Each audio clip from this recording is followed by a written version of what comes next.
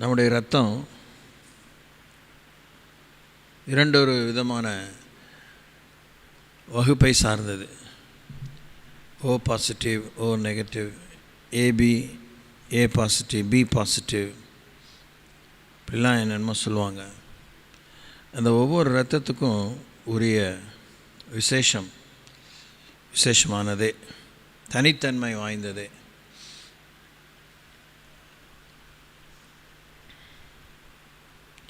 இன்று நாம் தொடர்ந்து ஒன்றிற்கு பதிலாக இன்னொன்று என்கிற அந்த தலைப்பின் கீழாக அநேக விஷயங்களை தியானிக்க விளையும்போது இரத்தத்துக்கு பதிலாக ஆண்டவர் தண்ணியை யோசிச்சிருக்கலாம். இரத்தம் ஜாஸ்தி இல்லை அளவில். உலகத்தில் ஆண்டவர் எங்கேயோ இரத்த ஆறு, இரத்த சமுத்திரம், இரத்த கடல் அப்படின்னு ஒன்று உண்டாக்கலை. ஆனால் எல்லா தண்ணியும் சேர்ந்து ஒரு பக்கமாக ஒதுங்குங்க, அதை ஆண்டவர் சமுத்திரம்னு கூப்பிட்டார். எல்லா நிலப்பரப்பெல்லாம் ஒரு பக்கம் ஒதுங்குங்க, அதெல்லாம் சேர்த்து பூமின்னு கூப்பிட்டார்.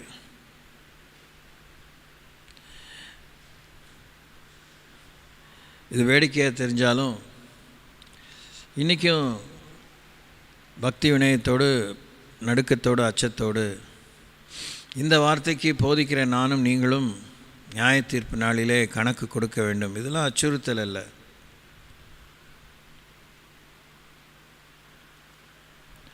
நான் உங்களுக்கு சொல்லுகிறேன், என்னை மெய்ப்பித்துக் கொள்வதற்காக சொல்லவில்லை. ஒவ்வொரு முறை நான் பிரசங்கம் பண்ண பிற்பாடு போய் ஆய்வு செய்கிறேன். அடுத்த பிரசங்கம் தொடரும்படியாக ஆய்வு செய்யும் பொழுதும் வேதத்துக்கு தான் சொல்லுகிறேன். வேதத்தை தழுவிய ஒத்தகராதி, வேதாகராதி வேளைத்தான் நித்தமும் தேடுகிறேன். அதுதான் எனக்கு சுகமாக தெரிகிறது. வேதத்தை பற்றி ஏராளமான வியாக்கியான புத்தகங்கள் இருக்கின்றன. எல்லாமே அபத்தம் அல்ல. இதில் பார்க்கும்போது தேவன் நம்ம எச்சரித்ததெல்லாம் நம்ம மிரட்டுறதில்லை. முன்பின் விளைவை தேவன் யோசித்து தான், விரும்பி தான் எழுதியிருக்கிறார். கேட்டால் கேட்கட்டும், கேட்கலன்னா போட்டோம், என் மேலே பழி சுமந்துடக்கூடாது, நியாய தீர்ப்பினாலும் இதெல்லாம் நீங்கள் முன்னாடி சொல்லியிருக்கலாமே, 66 புஸ்தகம் எழுதுனீங்க, இன்னும் 2 புஸ்தகம் எழுதுனா அவங்களுக்கு என்ன நஷ்டமாக, எழுதியிருக்கலாமே அப்படின்னு ஆண்டவர் தன்னை கேட்குற மாதிரி வச்சுக்கிட்டதாக இல்லை, வச்சுக்க போகிறதா இல்லை, இனி வச்சுக்க மாதிரி இல்லை.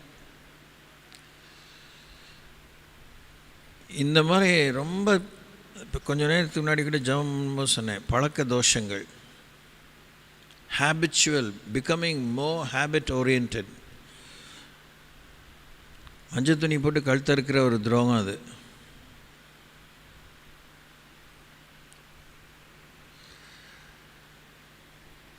எண்ணிக்கைக்கு உட்பட்டவர்களாகவே தான் செவ்வாய் தோறும் கூடி வருகிறோம் பல ஆண்டுகளாக.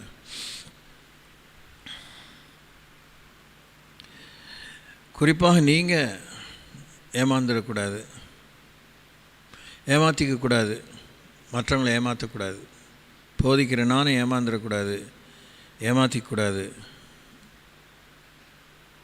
ஏமாற்றவும் கூடாது. ஸோ ரத்தம் சிந்தது இல்லாமல் பாவ மன்னிப்பில்லை என்று ஆண்டவர் யோசித்தபோது தண்ணியை யோசிக்கலை. தண்ணி கூட இட் ஹேஸ் சம் வெயிட், அதுக்கு ஒரு பருமன் இருக்குது, இடம் இருக்குது. காற்றுக்கு இடம் இருக்குது, ஆனால் காற்றை நிறுத்து பார்க்குற விதம் வேறு, தண்ணியை நிறுத்து பார்க்குற விதம் வேறு. தண்ணியை தாங்கி பிடிக்கிற பாத்திரம் வேறு, காற்றை தாங்கி பிடிக்கிற ஒரு குடுவை வேறு. So God did not think of any other substitute to help humanity. இதுவரைக்கும் நாம் 1 சாமுவேல் 25 அதிகாரம் 21 வசனம் வரைக்கும் வாசித்திருக்கோம். இப்போ 2 சாமுவேல் 16 அதிகாரம் 12 வசனத்துக்கு போவோம். The book of 2 Samuel chapter 16 verse 12. ஒருவேளை கர்த்தரின் சிறுமையை பார்த்து இந்த நாளில் அவன் நிந்தித்த நிந்தனைக்கு பதிலாக எனக்கு நன்மை செய்ய நன்மையை சரி கட்டுவார் என்றான் என்று வாசிக்கிறோம். 2 சாமுவேல் 16ஆம் அதிகாரத்துக்கு செல்லுவோம். தாவீது மலை உச்சியிலிருந்து சுற்றுப்புறம் நடந்து போனபோது இதோ மேவிபோசேத்தின் ஊழியக்காரனாகிய சீபா பொதிகளை சுமக்கிற 2 கழுதைகளை ஓட்டி கொண்டு வந்து அவனை சந்தித்தான். அவைகளில் 200 அப்பங்களும் வற்றலான 100 திராட்சைப்பழ குலைகளும் வசந்த காலத்து பலனான 100 குலைகளும் ஒரு துருத்தி திராட்சை ரசமும் இருந்தது. ராஜா சீபாவை பார்த்து, இவைகள் என்னத்திற்கு என்று கேட்டதுக்கு சீபா, கழுதைகள் ராஜாவின் வீட்டார் ஏறுகிறதுக்கும் அப்பங்களும் பழங்களும் வாலிபர் புசிக்கிறதுக்கும் திராட்சை ரசம் வனாந்தரத்தில் உடாய்த்து போனவர்கள் குடிக்கிறதுக்குமே என்றான். அப்பொழுது ராஜா, உன் ஆண்டவனுடைய குமாரன் எங்கே என்று கேட்டதுக்கு சீபா ராஜாவை நோக்கி, எருசலேமில் இருக்கிறான். இன்று இஸ்ரவேல் வீட்டார் என் தகப்பனுடைய ராஜ்யத்தை என் வசமாக திரும்ப பண்ணுவார்கள் என்றான் என்று சொன்னான். அப்பொழுது ராஜா சீபாவை நோக்கி, மேவிபோசேத்திற்கு உண்டானதெல்லாம் உன்னுடையதாயிற்று என்றான். அதற்கு சீபா, ராஜாவாகிய என் ஆண்டவனே, உம்முடைய கண்களில் எனக்கு தயை கிடைக்க வேண்டும் என்று நான் பணிந்து கேட்டுக்கொள்கிறேன் என்றான். தாவீது ராஜா பகூரி மட்டும் வந்தபோது, இதோ சவுல் வீட்டு வம்சத்தானாயிருக்கிற கேராவின் குமாரனாகிய சீமேயி என்னும் பேருள்ள ஒரு மனுஷன் அங்கேயிருந்து புறப்பட்டு தூஷித்து கொண்டே நடந்து வந்து சகல ஜனங்களும் சகல பலசாலிகளும் தாவீதின் வலதுபுறமாகவும் இடதுபுறமாகவும் நடக்கையில் தாவீதின் மேலும் தாவீது ராஜாவுடைய சகல ஊழியக்காரன் மேலும் கற்களை எறிந்தான். சீமேயி அவனை தூஷித்து, இரத்த பிரியனே, பேலியாளின் மனுஷனே, தொலைந்து போ. சவுலின் ஸ்தலத்தில் ராஜாவான உன்மேல் கர்த்தர் சவுல் வீட்டாரின் இரத்த பழியை திரும்ப பண்ணினார். கர்த்தர் ராஜ்யபாரத்தை உன் குமாரனாகிய அப்சலோமின் கையில் ஒப்பு கொடுத்தார். இப்போதும் இதோ உன் அக்கிரமத்தில் அகப்பட்டாய், நீ இரத்த பிரியனான மனுஷன் என்றான். அப்பொழுது செருயாவின் குமாரன் அபிசாய் ராஜாவை நோக்கி, அந்த செத்த நாய் ராஜாவாகிய என் ஆண்டவனை தூஷிப்பானேன், நான் போய் அவன் தலையை வாங்கி போடட்டுமே என்றான். அதற்கு ராஜா, செருயாவின் குமாரரே, எனக்கும் உங்களுக்கும் என்ன? அவன் என்னை தூஷிக்கட்டும், தாவீதை தூஷிக்க வேண்டும் என்று கர்த்தர் அவனுக்கு சொன்னார். ஆகையால் ஏன் இப்படி செய்கிறாய் என்று கேட்கத்தக்கவன் யார் என்றான். பின்னும் தாவீது அபிசாயையும் தன் ஊழியக்காரர் எல்லாரையும் பார்த்து, இதோ என் கர்ப்ப பிறப்பான என் குமாரனே என் பிராணனை வாங்க தேடும்போது இந்த பென்யமீனன் எத்தனை அதிகமாய் செய்வான், அவன் தூஷிக்கட்டும், அப்படி செய்ய கர்த்தர் அவனுக்கு கட்டளையிட்டிருக்கிறார். ஒருவேளை கர்த்தர் என் சிறுமையை பார்த்து இந்த நாளில் அவன் நிந்தித்த நிந்தனைக்கு பதிலாக எனக்கு நன்மை சரி கட்டுவார் என்றார்.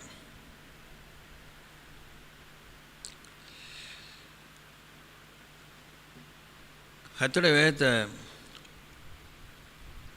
தேவன் விரும்புகிற பிரகாரமாகவும் நமக்கு புரிகிற பிரகாரமாகவும் நாம் நடைமுறைப்படுத்த இன்றியமையாத அத்தியாவசியத்தின் பிரகாரமாகவும் படித்து தான் ஆகணும், வாசித்து தான் ஆகணும், உச்சரித்து தான் ஆகணும்.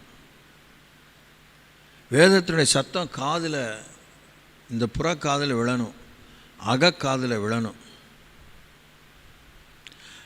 இந்த உலகத்தினுடைய முடிவையும் சகல விஷயத்துக்கு முடிவு புதிய வானம், புதிய பூமி, புதிய எருசலேம் வரத்துக்கு முன்னே அதற்கு ஆயத்தமாகும்படியான அந்த எச்சரிப்பை கடவுள் சொல்லும்போது இந்த பேருண்மையை தான் மனதிலே வைத்து எச்சரிப்பின் துணியாக சொல்கிறார் ஆவியானவர். ஆவியானவர் சபைகளுக்கு சொல்லுகிறதை காதுள்ளவன் கேட்க கடவன். இப்படியே ஏராளமான தவிப்புகள் எனக்கு இருக்குது. இதெல்லாம் அபிமானப்படும்படி, அனுதாபத்தை பெறும்படி சொல்லவில்லை. இது உங்களுக்கே தான் இருக்கணும். உங்களுக்கே இருந்தால் தான் உங்களுக்கு இது லாபம். உங்களை குறித்து எனக்கு இருக்கணும். அது நிமித்தம் நான் இன்னும் என்னுடைய பொதுவான ஜப வாழ்வை விட்டு, என்னுடைய தனிப்பட்ட ஜப வாழ்வோடு விட்டு இல்லை, அதோடு கூட தேவனுடைய பணியை செய்யும் விஷயத்தில் இந்த தவிப்பு எனக்கு இருந்தால் தான் நான் தொடர்ந்து போராடி மன்றாட்டு ஜபத்தை செய்ய முடியும். இதில் அந்த பிரசங்க பாணியில் ஆயிரத்தில் இது ஒன்று அப்படிங்கிறது மாதிரி இல்லாமல் இது ரொம்ப முக்கியம். வேதத்தை நீங்கள் ரட்சிக்கப்பட்ட காலத்திலேருந்து கேட்குறீங்களா, வாசிக்கிறீங்களா, உச்சரிக்கிறீங்க, வேதத்தை உச்சரிக்கிறீங்களா? ஜஸ்ட் ஃபார் ஃபன், சும்மா ஒரு குஷியாக இருக்கிறதுக்காக, சந்தோஷமாக இருக்கிறதுக்காக வேதத்தை உச்சரித்துலாம் பார்த்துருக்கீங்களா? அதெல்லாம் நம்ம செய்யணும். ஐயோ வேதம் இவ்வளோ இது கடவுளை வார்த்தையை ரொம்ப பரிசுத்தமானது, ஐயோ இந்த மாதிரி சீன் விடுறத இப்போயே நிறுத்திடுங்க. இல்லை வருடமுத்து மாதிரி புஸ்தகமா, இதெல்லாம் ஒரு புஸ்தகமா அப்படின்னு இது கிழிச்சி போட்டு கீழே காலை போட்டு மிதிக்கிறதையும் இப்போயே நிறுத்திடுங்க. 5 ரூபா விளையாட்டு சாமானானாலும் 50,000 ரூபா விளையாட்டு சாமானானாலும் விளையாட்டு சாமான் விளையாட்டுக்கு தான். விளையாட்டு சாமான் உடையாது, இல்லை சேதமாகாது, அப்படிலாம் ஒன்றும் கிடையாது. விளையாட்டை பொறுத்தது, விளையாட கூடியவனை பொறுத்தது, விளையாட வேண்டிய அவசியத்தை பொறுத்தது, விளையாட்டின் நாளை உண்டாகக்கூடிய பலன். Because we play, we receive some benefits, health benefits, mental benefits. இப்போ அந்த பொது வரையெல்லாம் அவங்க சொல்லிட்டு கொடுத்துட்ருக்கிறதா இல்லை. பைபிளை படிக்கிறதுனாலையும், பைபிளை பற்றி சொல்லுது பாருங்கள். வெளிப்படுத்தின விசேஷம், எக்ஸ்கியூஸ் மீ,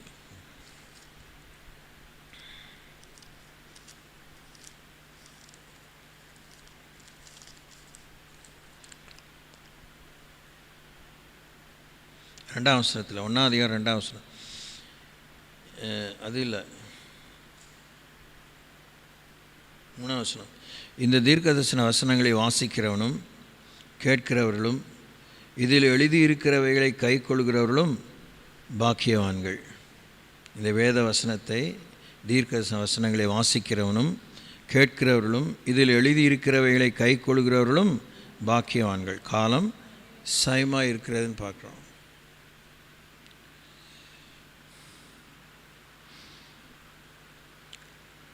அதனால் இந்த வேத பகுதிகளை பிரசங்கத்தை கேட்குறதுல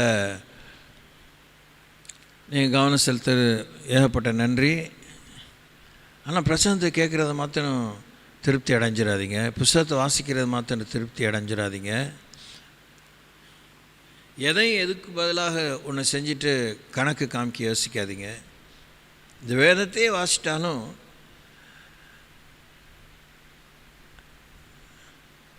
திரும்பி கூட அண்மையில் கேள், லிசன், கீழ்ப்படுதல்ங்கிற வார்த்தை எபிரேயத்தில் இல்லை.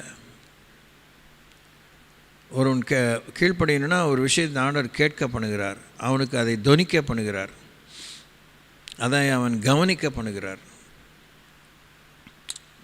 புறக்கண்களால் குறித்த நேரத்தில் பார்க்க செய்கிறார், அகக்கண்களை திறந்து விடுகிறார். எதற்காக? காட்சி கண்டோம் என்ற சர்ம எழுச்சிக்காகவா? இல்லை. To see, to listen, to observe and to cooperate. Simple.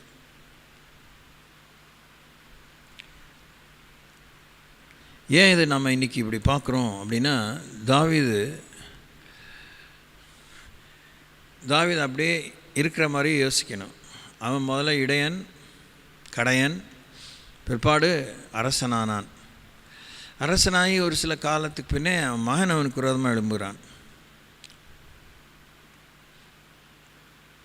தேவன் நம் வாழ்வில் அனுமதிக்கிற எல்லா சம்பவங்களும் நாம் செய்ய வேண்டியதை செய்யாமல் போன காரணத்து நிமித்தம், செய்ய வேண்டியதை செய்ய தாமதத்தின் நிமித்தம், செய்ய வேண்டியதை செய்ய விருப்பப்படாத நிமித்தம், செய்ய வேண்டியதை தட்டி கழித்தது நிமித்தம், வேண்டாம் என்று மறுத்தது நிமித்தம், அதுதான் நமக்கு குறிக்கப்பட்டது, அதுதான் நமக்கு சரி என்று தேவன் தன்னுடைய முழு தீர்மானத்திலே, அன்பின் உச்சத்திலே, அன்பின் சுகாதாரத்திலே தேவன் அதை அனுமதித்த போது அதை நாம் எப்பொழுது அதோடு ஒத்துழைப்பை காண்பிக்கவில்லையோ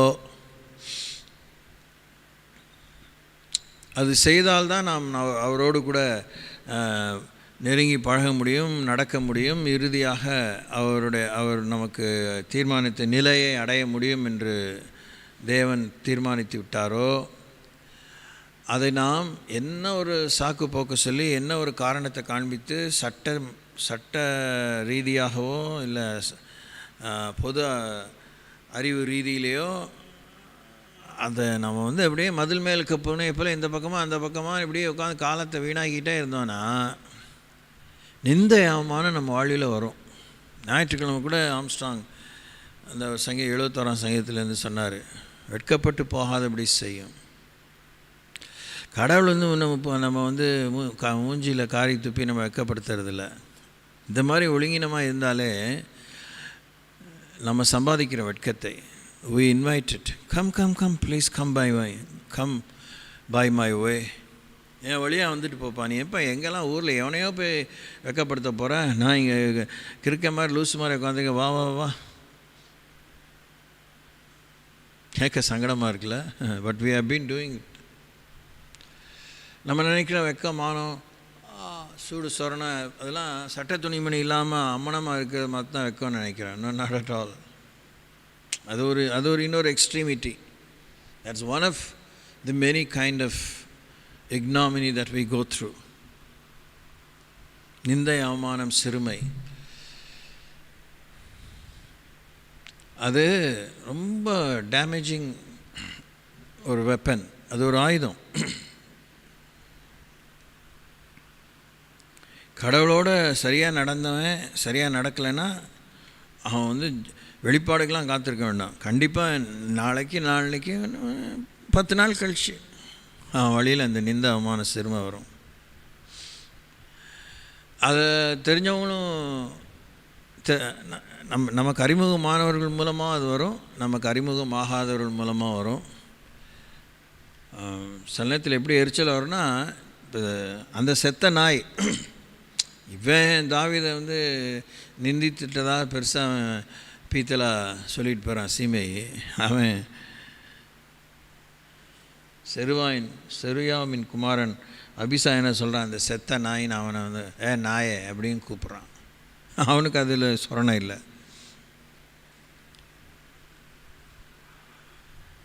இந்த காரியத்தை பார்ப்போம். நமக்கு சிறுமை நிந்தை வரும்போது சொரணங்கிறது ஏற்கனவே நமக்கு சொரணை இருக்காங்கிறது ஒரு கேள்வி, ஆமாவா? சரியாக இருக்காங்கிறது ஒரு கேள்வி. ஆனால் நிந்தை அவமான சிறுமை வந்தோடனே உண்மையே உன் விலை என்ன, சொரணையே உன் விலை என்ன. சொரணைனா என்ன சொல்கிறீங்க? சொரணையா? அரணையா சொல்கிறீங்க?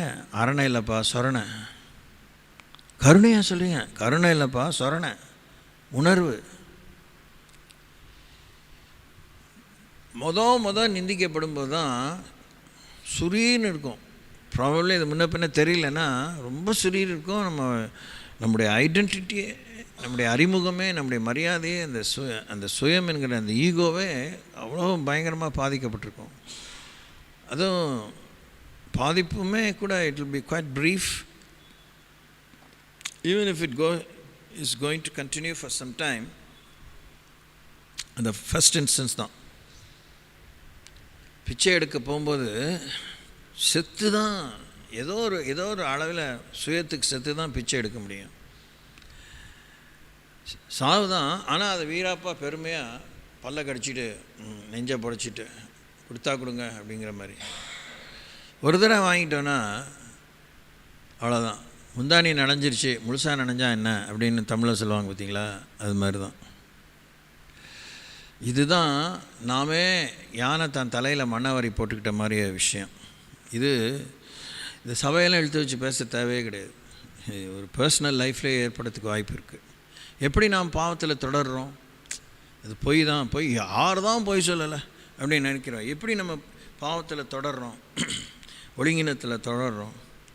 அது மாதிரி தான். யார் தான் செய்யலை? So it's very tragic, pathetic.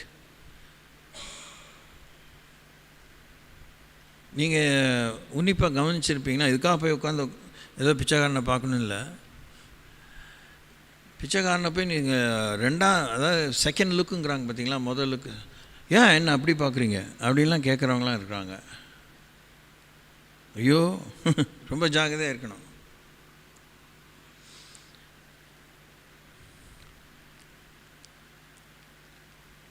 எதையும்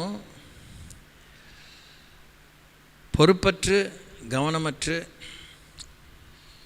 பார்ட் ஆஃப் த டீல், இது பாடத்திட்டத்தில் ஒன்று என்று மாத்திரம் கருதி விட வேண்டாம். பாடத்திட்டத்தில் ஒன்று தான், அதெல்லாம் ஒன்று யாரும் இப்போ மறுக்கலாம் முடியாது. ஆனால் அந்த பாடம் ஏயா வரணும் அப்படின்னு கேட்குறவங்களாம் இருக்காங்க, யோசிக்கிறவங்க இருக்காங்க. ஸ்டூடெண்ட்ஸே லீவ் அலோன் த டீச்சர்ஸ். ஆனால் அந்த பாடத்தில் ஒரு கேள்வி வந்தால் பதில் எழுதுவதற்காக தான். அந்த பாடத்தின் மூலமாக கற்றுக்கொள்ள வேண்டிய ஒரு படிப்பினையை கற்றுக்கொண்டு தான் தீர வேண்டும். அந்த படிப்பினை நம்ம வாழ்விலே நாளைக்கு ஏதோ விதத்தில் சம்மந்தப்பட்டிருக்கலாம். அதை ஜெயிப்பதற்கான விஷயமா இருக்கலாம், சேர்த்துக்கொள்ள வேண்டிய விஷயமா இருக்கலாம், ஒதுக்க வேண்டிய விஷயமா இருக்கலாம், தெரிஞ்சு வச்சு எச்சரிக்கை அடைய வேண்டிய விஷயமா இருக்கலாம். So that lesson is included in the syllabus.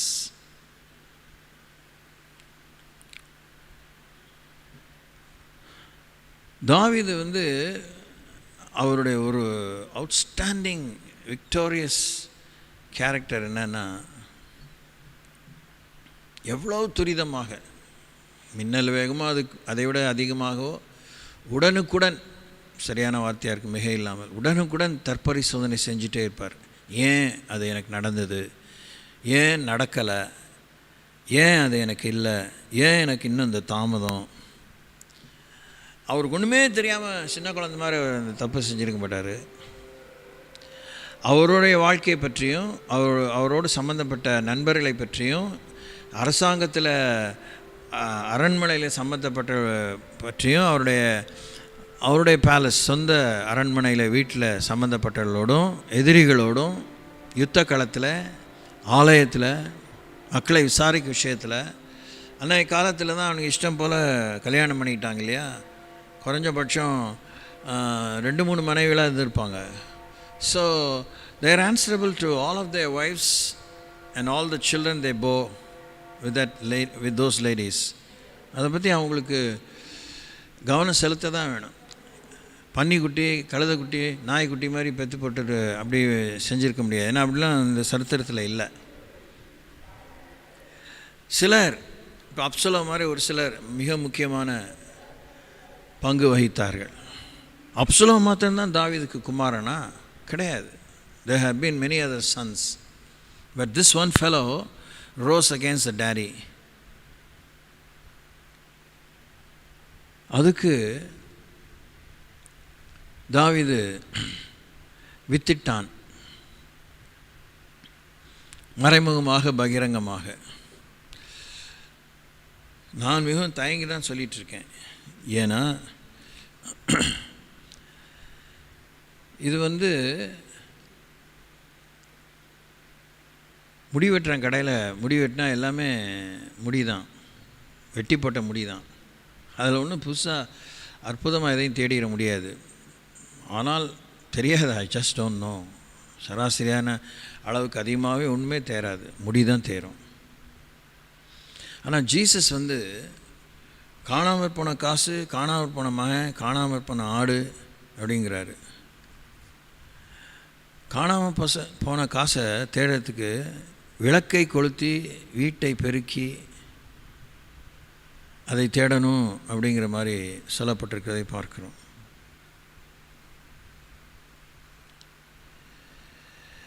நம்ம மதிப்பை நம்ம தொலைச்சிருப்போம். நெசசரிலி பாவம் செஞ்சு தான் அப்படின்னு சொல்ல முடியாது, மீறுதலால் மாத்திரம்தான் சொல்ல முடியாது. கேர்லெஸ்னஸ்னால் இருந்திருக்கலாம், அவல ஆசைனால் இருந்திருக்கலாம், ஒழுங்கினத்தால் இருந்திருக்கலாம், மீறுதலாலையும் இருந்திருக்கலாம். இல்லை நம்மை இன்னும் மெருகேற்றுவதற்கு, நம்மை பரிசோதிப்பதற்கு தேவன் நமக்கு ஏற்படுத்தின உலைக்களமாக இப்படிப்பட்டதான குடும்ப அளவிலே, சமுதாய சபை அளவிலே, தேச அளவிலே, ராஜாங்க அளவிலே தேவன் சம்பவங்களை பெற்ற பிள்ளைகள் மூலமாக, நண்பர்கள் மூலமாக, எதிரிகள் மூலமாக வாய்க்க பண்ணலாம்.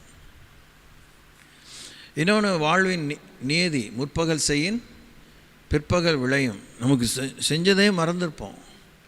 அப்படிலாம் நான் செய்யக்கூடிய ஆள் இல்லைன்னு கூட நம்ம அந்த அளவுக்கு ரொம்ப ஏத்தமாக பேசிகிட்டு இருப்போம். இப்போ இன்றைக்கி கூட நான் என்னுடைய வேத பகுதி பிரசங்கின் புஸ்தகம் தான். I was really challenged only. ஞாபகம் வந்தால் கூட அது எனக்கு சவாலாக தான் இருந்துச்சு. முன் நடந்ததே இப்பொழுதும் நடக்கிறது, இனி நடக்க போகிறது முன்னமே நடந்ததையோ தேவன் விசாரிப்பார். அடிக்கடி நான் அண்மையான காலத்தில் உங்களுக்கு சொல்லியிருந்தேன். அது 1ஆம் அதிகாரம் 8ஆம் வசனத்துலேயும் இருக்குது. எல்லாம் வருத்தத்தினால் நிறைந்திருக்கிறது, அது மனுஷரால் சொல்லி முடியாது. அது இல்லை, 9ஆம் வசனம். முன் இருந்ததே இனிமேலும் இருக்கும், முன் செய்யப்பட்டதே பின்னும் செய்யப்படும், சூரியனுக்கு கீழே நூதனமானது ஒன்றும் இல்லை. இது கூட நம்ம அடிக்கடி சொல்லி ஆற்று போகிறோம். யாருக்குமே இந்த மாதிரி வந்திருக்க முடியாது, யாருமே இந்த மாதிரி கஷ்டம், அது மாதிரிலாம் ஒன்றுமே கிடையாது. நூதனமாக யாருக்கு எதுவும் நடக்கிறது இல்லை. அந்த ஈக்குவேஷன் நம்மளால் ஏற்றுக்கவே முடியாது.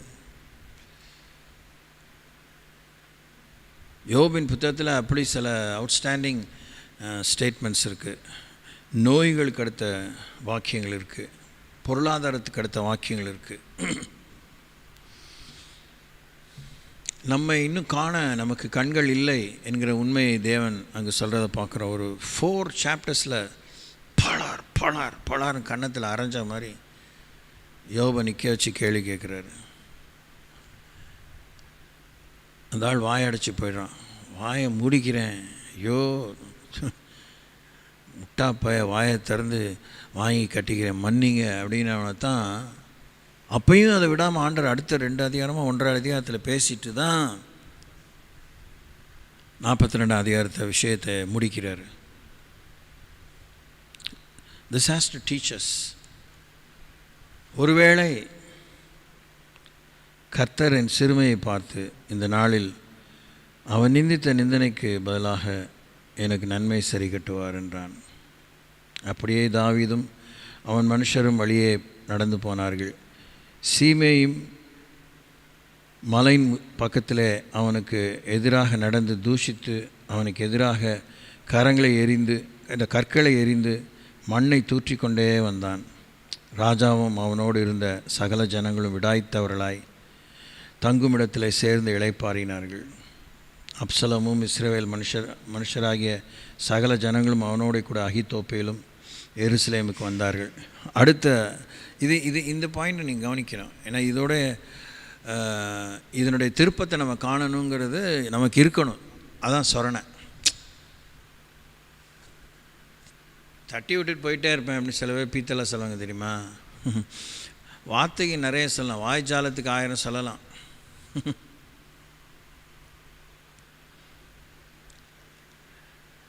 கடவுள் நமக்கு அனுப்புகிற எல்லா படிப்பினையும் பூர்ண படிப்பை நமக்கு கற்றுக் கொடுத்து தான் போகுது.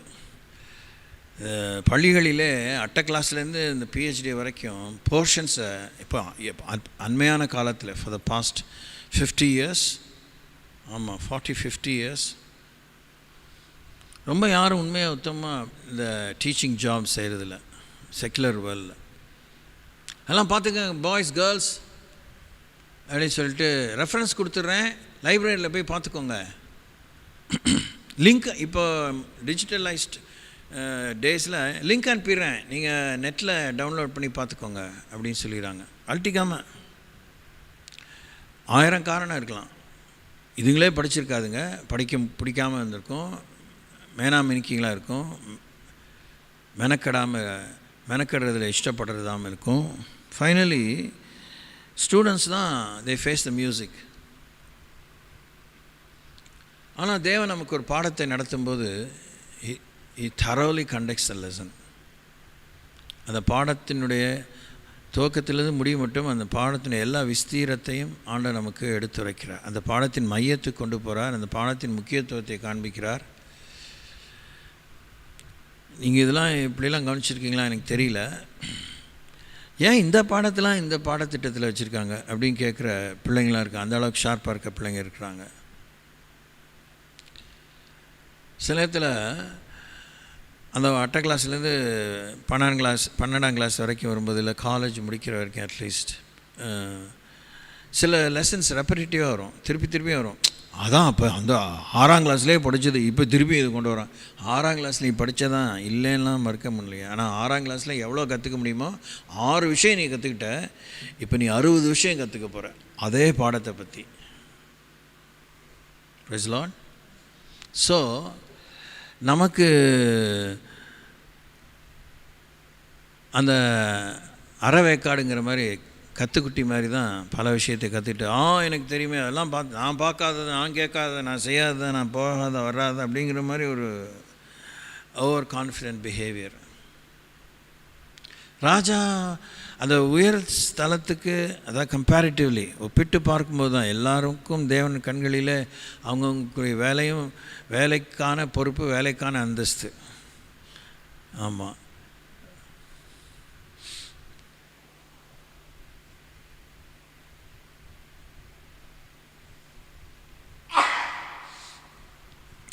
ஆமாம். ஸோ ராஜா அரண்மனையில் அவன் பெருக்கலைன்னா இந்த மாதிரி தூசி ராஜா மூக்கில் நுழைஞ்சி அவன் வேலை பார்க்க முடியாமல் தும்மிக்கிட்டே இருப்பான். அப்புறம் தான் அவனுக்கு யோசனை, எவன் ஒழுங்காக கூட்டல, அவனை கூப்பிடு, எங்கே போனான், யாரை, மந்திரியை கூப்பிட. உடனே மந்திரி தந்திரி எல்லாரையும் கூப்பிடுவான். ஏன் இவ்வளோ டஸ்ட்டு தர்பாரில்? அப்போ தான் அவனுடைய முக்கியத்துவம் தெரியும். ஏதோ சொல்லிவிட்டான், போனால் வந்தான்ட்டு சுயம்பாகியையும் பானை பாத்திரக்காரனையும் கொண்டு போய் சிறைச்சாலையில் போட்டுட்டான் பார்வோன். ஆமாவா?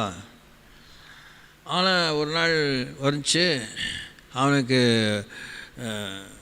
பானை ஊற்றணும், வைன் ஊற்றணும். இங்கேடா ஆளாக காணும். அவன் தான் நீங்கள் தான் அங்கே அனுப்பிட்டீங்களே. சரி கொண்டு போய் அவனை விடுதலை பண்ணி கொண்டு வா. சோத்திரம். தூங்காமல் கேளுங்க. நம்ம வாழ்க்கையில் தேவன் கையில் நம்ம நம்பி ஆண்டவர் உபயோகப்படுத்துறதுக்கு முன்னே அவர் கைப்படிந்த மக்களாக இருக்கணும். அவர் கை வாகுக்கு வரணும். கை ராசியான டாக்டர்னு தான் இந்த மாதிரி கேள்விப்பட்டிருப்பீங்களே, அது மாதிரி தான். தேவன் சொன்னால் அப்படியே செஞ்சு முடிக்கணும். அப்படியெல்லாம் ஆண்டவரைங்கிற புத்தி வந்துச்சுனாலே நம்ம ஒழுச நம்ம டேஞ்சரஸ் பீப்புள் தான். The more we say it's not that way அப்படின்னு சொல்ல we have a plan B, plan C, any number of plans which is not going to be good, never at all. கைப்படிந்த மக்களையும் தேவன் பொடி அளவு தான் உபயோகிக்கிறார். அதில் நம்ம உண்மையை பார்த்து தான் நமக்கு ஆண்டவர் கனத்தை தருகிறார், நம்முடைய கணக்கிலே பலனை சேர்க்கிறார். எந்த ஒரு தேவ மனுஷனும், எந்த ஒரு தேவ பிள்ளையும் நம்முடைய ஃபுல் பொட்டென்ஷியலுக்கு தேவ கையில் நம்ம உபயோகமாக முடியாது. நம்முடைய நிர்மாணத்திலேயே அதை நம்மளால் தாங்க முடியாது. நாம் நிதானமாக தேவனை பின்பற்ற மாட்டோம். we will not. அவனுக்கு பதிலாக ஆலை இல்லாத ஊரில் இழுப்பப்பு சர்க்கரை, அவ்வளோதான் மேட்டரு. இழுப்பப்பு சர்க்கரை இல்லை, கரும்பு தான் சர்க்கரை. அது வெண் சர்க்கரையாக இருக்கலாம், இல்லை வெல்லமாக நாட்டு சர்க்கரையாக இருக்கலாம், பாலிஷ்டு சுகராக இருக்கலாம், இல்லைன்னா ரா நாட்டு சர்க்கரையாக இருக்கலாம், கருப்பட்டியாக இருக்கலாம். ஸோ ஒரு தேனிலிருந்து வர தேன் தித்திப்பு தான், அதுவும் இனிப்பு தான். ஆனால் அது இந்த ஜீனிக்கு இணையாகாது, பதிலாக இதான் மேட்டர். அதை பற்றி தான் இவ்வளோ நம்ம யோசிக்கிறோம். ரொம்ப சாதாரணமாக குறிப்பை சொல்லிட்டு போயிட்டு நிறைய கேள்விப்பட்டோம் பார்த்தோம் அப்படிங்கிறது திருப்தியாக இருக்க வேணாம். ஆனால் அது ஏன் இப்படி வந்துச்சு, இது ஏன் இப்படி நடந்துச்சு, இது ஏன் அப்படி நடக்குது, ஏன் இது நடக்கலை, இந்த கேள்வி நமக்கு ஓயாது. இயேசுவை போல் நம்ம மாறத்துக்கு முன்னே நம்மலேருந்து எவ்வளோ உரிக்க வேண்டியிருக்கு. நம்ம சரீரத்தை சும்மா உதாரணமாக எடுத்துக்கிட்டால், பாம்பு சட்டை உரிக்கிறோமா, நம்மளேருந்து எவ்வளோ தோலை உரிக்க வேண்டியிருக்கு ஆண்டவருக்கு. நம்ம கண்லேருந்து எவ்வளோ செதில்கள் விழ வேண்டியிருக்கு. ஒரு இன்ஸ்டன்ஸுக்கு தான் பவுலை பற்றி சொல்கிறாரு. அவன் கண்கள்லேருந்து செதிலை போன்ற காரியம் விழுந்தது, அவன் கண் திறக்கப்பட்டதுன்னு. அவன் 3 நாள் கண் பார்க்காம இருந்தான். அது கடவுளுடைய அனுமதியால் அவனுக்கு நடந்த அனுபவத்துக்குள்ள அந்த 3 நாள் 72 hours அவனுக்கு போதும். அவன் குருட்டுத்தன்மையின் ஆழத்துக்கே போயிட்டு என்னத்தெல்லாம் மறந்தானோ, என்னத்தெல்லாம் நினச்சானோ, when he opened his eyes he could understand it was Jesus.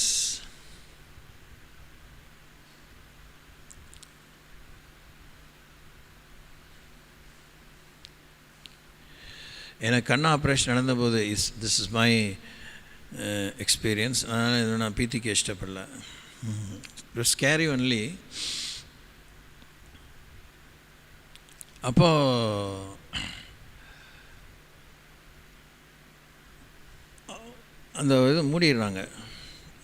அந்த ஆப்ரேஷனுக்கு முன்னாடி விடுற அந்த ட்ராப்ஸ் இருக்குது பார்த்தீங்களா, அப்படியே எரியும். ஐயோ, கையை வச்சு பிடிங்கி எதையாவது பண்ணிடலாமான்னு ஒன்றும் செய்ய முடியாது, அப்படியே இருக்க வேண்டியது. அந்த எரிச்சலில் தண்ணி அப்படியே பாட்டிலாக வெளியே வரும். சல்லுன்னு ஊற்றிடும். இந்த காலர்லாம் நனைஞ்சிரும். இந்த ஐ ஃபஸ்ட் ரவுண்ட் கொஞ்சம் க்ளீன் ஆயிரும். அதுக்கப்புறம் ஆப்ரேஷன் டேபிளில் வைக்கும்போது அதை ஒரு பொசிஷனில் வச்சு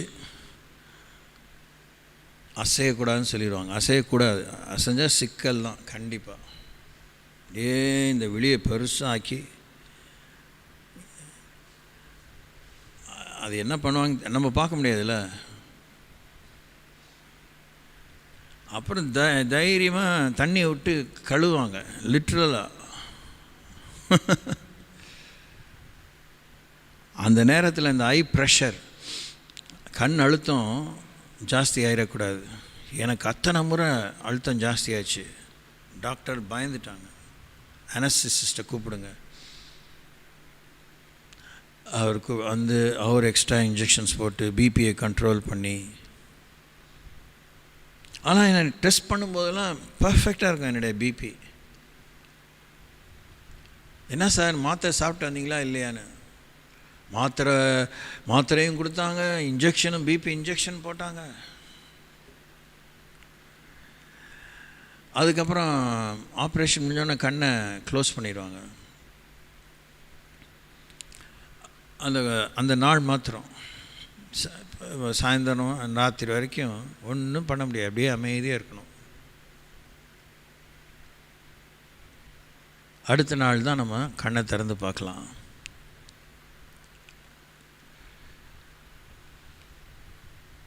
நம்மை நாம் காணும்படி நிந்தையும் அவமானமும் சிறுமையும் நம்மை நமக்கு காண்பிக்கிறது. Praise the Lord. The kind of insults that you go through, the kind of rejections that you face, precisely show yourself to you. உங்களுக்கே அது காட்டுகிறது. Who you are, how you are, when you are, why you are, where you are,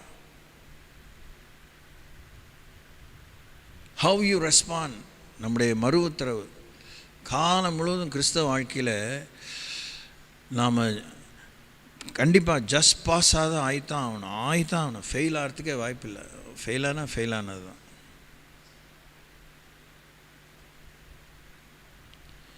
கிறிஸ்தவ வாழ்க்கையில் இயேசு நம்மிலே பிரதிபலிப்பதற்கு, இயேசு தெரிய வருவதற்கு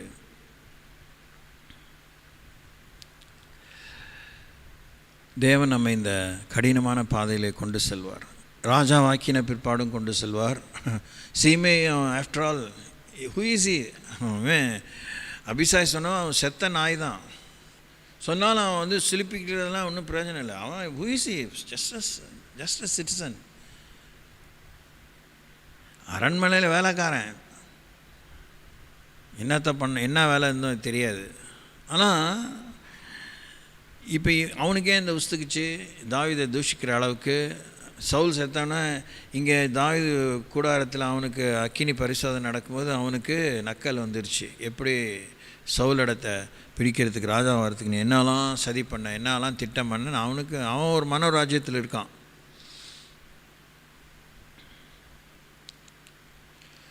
நாம் நம்மை துறந்து கிறிஸ்துவை பற்றி கொள்வதற்கு, கிறிஸ்துவே எல்லாம் என்று சொல்வதற்கு தேவன் நம்மை வழி நடத்துகிறார். அல்லேலூயா.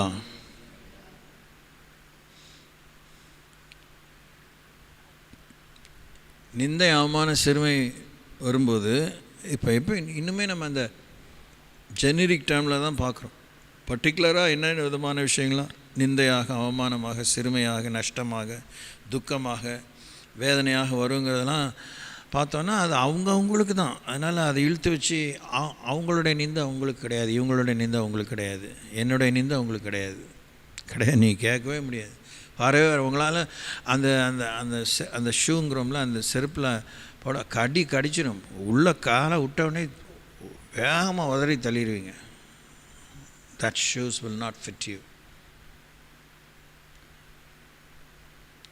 ஆனால் அந்த குறிப்பிட்ட மனுஷனுக்கு அந்த தான் அவனை பக்குவப்படுத்தும், அவனை தான் கிறிஸ்துவுக்கு ஏற்றவனமாக உருவாக்கும். அல்லேலூயா. இது நாம் இந்த பேதுரு நிருபத்தில் சொல்கிற மாதிரி வாய் கொழுப்பாக வாழ்ந்துட்டு வீம்பு பண்ணிவிட்டு முரட்டுத்தனமாக கொஞ்சம் அர்ப்பனுக்கு வாழ் வந்து அர்த்தராத்திரியில் கொடை பிடிக்கிற மாதிரி நாம் ஏதாவது பண்ணிவிட்டு நமக்கு நிந்தை வந்தால் அதை பெருசாக நம்ம பூதாகரப்படுத்தி ஜோடித்து எதையும் ஆண்டோட காமிச்சு நன்மை கேட்க முடியும். அப்பையும் பணிஞ்சு ஆண்டவரே என்னை விடுதலை செய்யுங்க, அவசரப்பட்டுட்டேன்னா ஓகே தான். ஆனால் நம்ம உருவாக்குறதுக்காக தேவன் அனுப்புகிற அந்த நிந்தை, அவமான, சிறுமை, அது நீங்கள் யார் மேலும் பழிப்பட முடியாது. அதனால தான் அங்கே தாவீதுக்கு அந்த அளவுக்கு உணர்வு இருந்தது. இம்மீடியட்டாக எல்லா விஷயத்தையும் அவர் கர்த்தரத்தில் கொண்டு போகிறத நம்ம பார்க்குறோம். அவங்க மேலே பரிசுத்தவான்களாக இருந்தாங்க, வந்து போனாங்க, உதவி செய்தாங்க. நாம் எதையும் தேவனத்தில் இந்த அளவுக்கு குயிக்காக கொண்டு போகிறதில்ல. அவன் எப்படி தைரியமாக சொல்கிறான், கர்த்தர் அதை விட்டுறாருப்பா. என்ன வாய்க்கு கைக்கு என்னையே இழுத்து வச்சு பேசிகிட்டு இருக்க, நீ பண்ண கூத்துக்கு நான் எப்படி சம்பந்தமாவேன்னு ஆண்டவர் சொல்லலையே. அதற்கு ராஜா, செரியாவின் குமாரரே, எனக்கும் உங்களுக்கு என்ன, அவன் என்னை தூஷிக்கட்டும். இன்னொருத்தன் இவருக்கா வக்காலத்து வரான், அவன் என்ன அப்படி உங்களை பேசலாம், நான் பார்த்துக்கிறேன் விடுங்க அப்படின்னு. அது வரலாம், அது வேறு மாதிரி டைவெர்ட் ஆகிரும். நமக்கு வர சோதனை நம்மளை உருவாக்க நம்ம ரொம்ப பிகு பண்ணி ஏதாவது பண்ணிட்டோன்னு சொன்னால் நின்னூரை வச்சுக்கோங்க, அது இன்னொரு இடத்துல வேறு மாதிரி பயங்கர இன்டென்சிட்டியோடு வந்துடும். தாவீதுடைய புத்தி, அந்த ப்ரெசன்ஸ் ஆஃப் மைண்டு, தேவன் என்னை தூஷிக்க அனுமதித்திருக்கிறார், அதை செய்ய விடுங்க. செஞ்சாதான் நான் எப்படிப்பட்டவன் எனக்கு தெரியும். நான் நல்லவனா கெட்டவனா, இல்லை நான் நல்லவனாகவே இருந்தவன் என்னை தூஷித்தானா நான் எப்படி ஃபீல் பண்ணுறேன். இல்லை, நமக்குன்னு ஒரு மரியாதை இல்லை, நமக்கு மரியாதை கொடுக்குறா, நமக்கே உடனே ரோசம் வந்துடுது.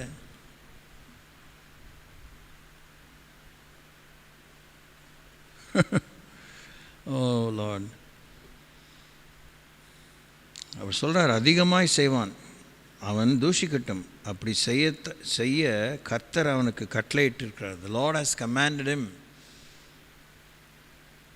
to speak ill of me.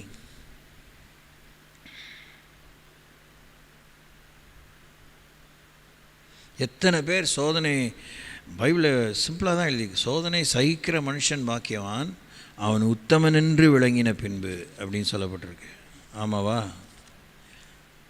ஆமாவா இல்லையா? ஆமாம். சோதனைனால நம்ம தெரிச்சு தானே ஓடுறோம். சோதனை போய் வாவான்னு கூப்பிடலாம் வேண்டாம், அதையும் வேதம் நமக்கு சொல்லலை. அப்படி சோதனை சகிக்கிற மனுஷன் பாக்கியவான், அவன் உத்தமன் என்று விளங்கின பின்பு கர்த்தர் தம்மிடத்தில் அன்பு கூறுகிறவர்களுக்கு வாக்கு தத்தம் பண்ணின ஜீவ கிரீடத்தை பெறுவான். இதை மாத்திரம் இப்படியே யோசித்து பாருங்கள். நான் என்ன உங்கள்கிட்ட அன்பு கூறலே ஆண்டவரே, என்ன அப்படி சொல்கிறாங்க, உங்களுக்கு தெரியாத என் இருதயம் இப்படி நம்ம சொல்லலை. யார்கிட்டையும் இல்லை, நம்ம ஜபங்களில், நம்முடைய ப்ரைவேட் தியானத்தில் அப்படிலாம் யோசிக்கல. அந்த மாதிரி ஒரு எண்ணத்தோடு தானே சில நேரத்தில் நம்ம கொஞ்சம் நமக்குள்ளே இருக்க வீராப்பெலாம் அப்படி பிடரி கடினமாக அப்படிலாம் காமிக்கிறோம். உடனே ஆண்டவர் பதில் சொல்கிறாரா? உடனே ஆண்டவர் நம்மளை குத்தவாளின்னு சொல்கிறாரா? அதுவும் சொல்ல மாட்டார். நம்ம நீதிமான்னு சொல்ல மாட்டார், நீ என் பிரியமே ரூபவதி இதெல்லாம் சொல்லவே. இந்த மாதிரி நேரத்தில் அவர் தேடவே முடியாது, தேடினாலும் கண்டுபிடிக்கவே முடியாது.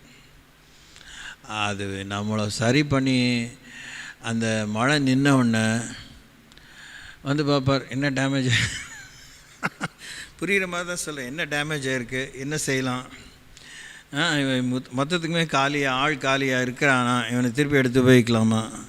Price Lord, praise Lord. ஆமாம், சபையில் நிறைய வேகாத மொச்சக்கொட்டைகள் நம்ம இருக்கோம்.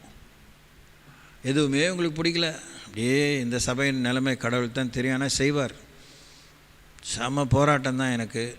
கேட்குறேன், வாக்கு தத்தங்களை கொடுக்குறாரு, ஏற்கனவே கொடுத்தது தான் கொடுக்குறாரு, ஒன்றும் புதுசாக மேஜிக்கில் ஒன்றும் செய்யலை.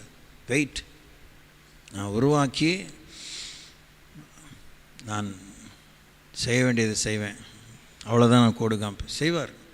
ஆனாலும் ஒத்துழைக்கணும், நிற்கணும், சோதனை நிற்கணும். அம்மா நம்மளாலாம் முடியாது, ஐயோ ஒன்று அப்போ விட்டுட்டு தான் போகணும், பிடிக்கலன்னா போகணும். நிற்கிறவங்களுக்கு தான் மகிமை. ப்ரைஸ் தி லார்ட். வேடிக்கை நின்றுக்கிட்டு வேடிக்கை காமிக்கிறவங்க இல்லை.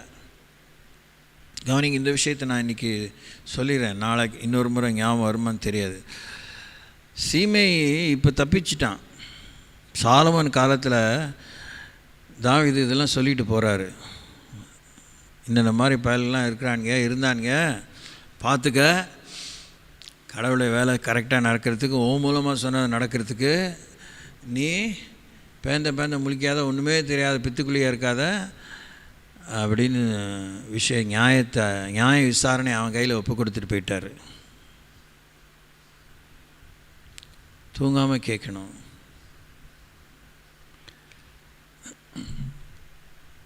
நம்ம பழைய ஏற்பாட்டு காலத்தில்னு உடனே ஜம்ப் ஆகிடக்கூடாது.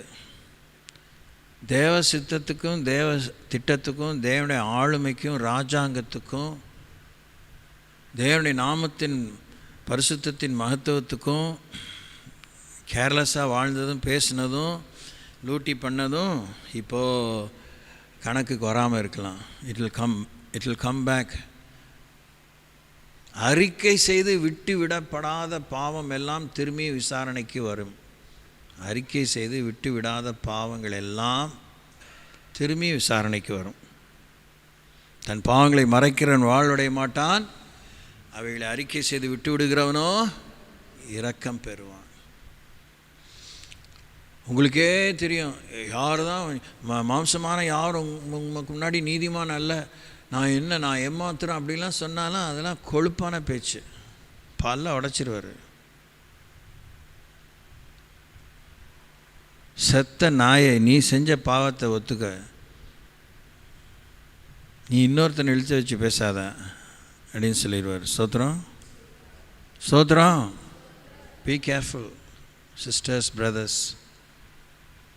This is not the way we follow Christ. Very painful.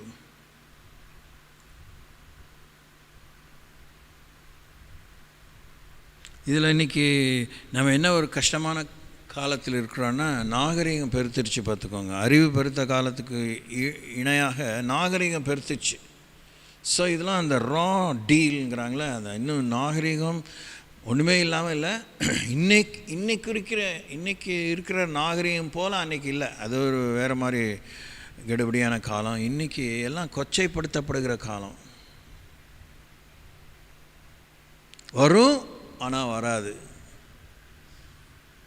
அதெல்லாம் கதை. அந்த மாதிரி பேச்செலாம் கடவுள்கிட்ட பலிக்காது. நாசுக்கா வாழைப்பழத்தில் ஊசி ஏற்றின மாதிரி வலிக்கவும் செய்யும், வலிக்காமல் இருக்கவும் செய்கிற மாதிரி போகிற போக்கில் போட்டு விடுறது எல்லாம் கணக்குக்கு வருது, எல்லாம் கணக்குக்கு வருது.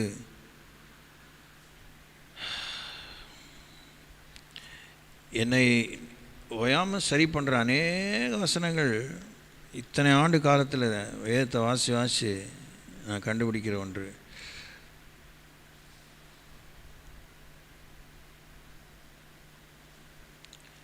இப்போ இருக்கிற ஞாபக சக்தி கொஞ்சம் இதாக இருக்கனால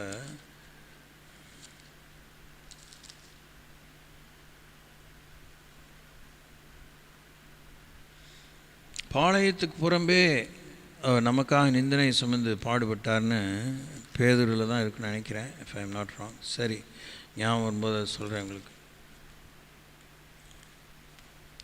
ஆக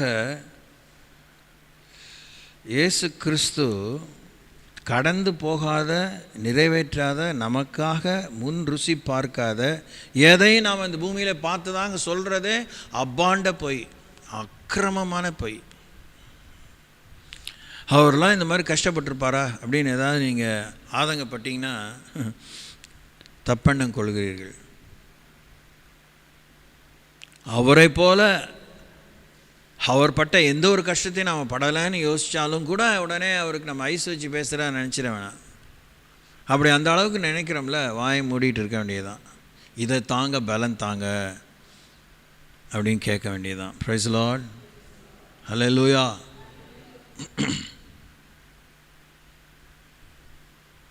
ஒரு சயின்டிஸ்ட் ப்ளஸ் டாக்டர், நரம்பியல், ஒரு 4-5 டிகிரி டாக்டர், மருத்துவ படிப்பிலே 4-5 பிஹெச்டி வாங்கினவர். அவர் புத்தகம் எழுதியிருந்தார், அது இப்போ பிரசுரத்தில் இல்லைன்னு நினைக்கிறேன், if I am not wrong.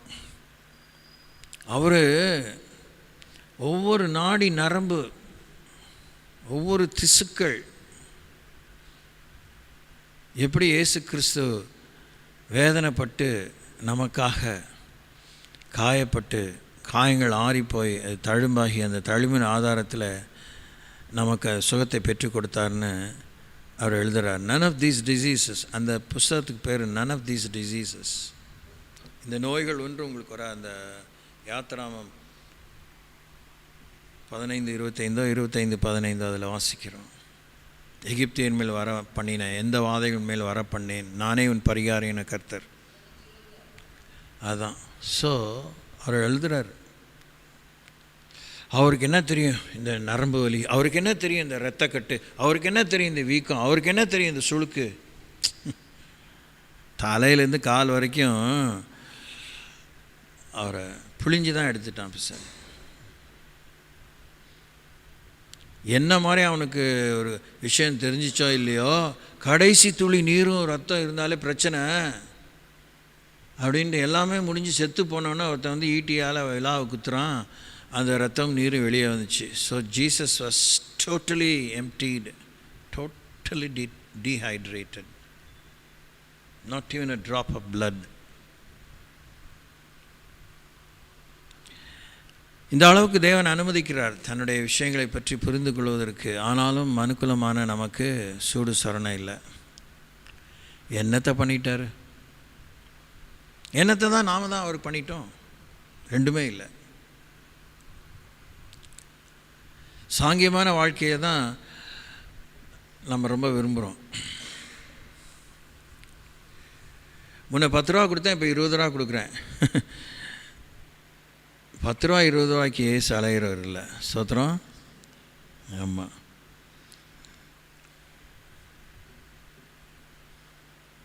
என்னோடு கூட 1 மணி நேரம் விழித்திருந்து ஜெபிப்பீர்களா?